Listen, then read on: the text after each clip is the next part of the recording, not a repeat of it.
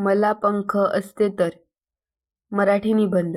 माणसाच्या मनात स्वप्नांची एक स्वतंत्र दुनिया असते. त्या दुनियेत सीमा नसतात, बंधने नसतात आणि भीतीही नसते. त्या स्वप्नांच्या आकाशात उडताना अनेकदा असा विचार मनात येतो, मला पंख असते तर. हा विचार केवळ कल्पना नाही, तर माणसाच्या स्वातंत्र्याची, आशेची आणि ध्येयाची ओढ दर्शवतो.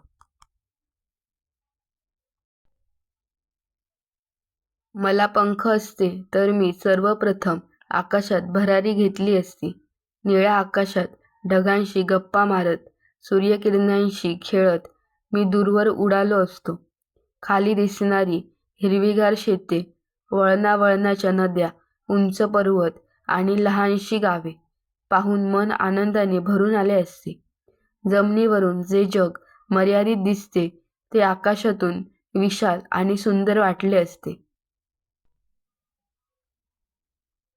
मला पंख असते तर मी फक्त स्वतःसाठीच उडालो नसतो. गरजू लोकांपर्यंत मदतीचा हात पोहोचवण्यासाठी मी पंखांचा उपयोग केला असता. पूर, दुष्काळ किंवा आपत्तीग्रस्त भागात अडकलेल्या लोकांसाठी अन्न, औषधे आणि आशा घेऊन मी पोहोचलो असतो. एखाद्या लहान मुलाच्या डोळ्यातील भीती दूर करून त्याच्या चेहऱ्यावर हसू आणण्याचे भाग्य मला लाभले असते.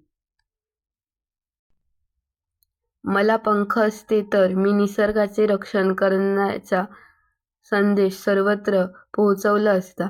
जंगलतोड, प्रदूषण आणि प्राण्यांवरील अन्याय याबद्दल लोकांना जागृत केले असते.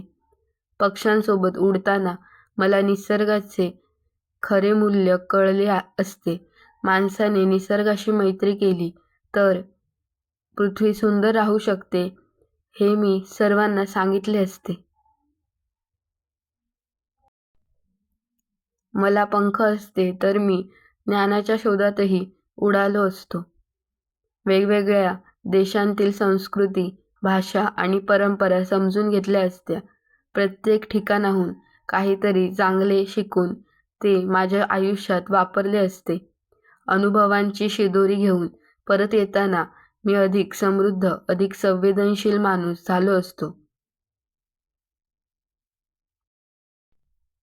पण शेवटी एक गोष्ट समजते की पंख नसतानाही माणूस उडू शकतो.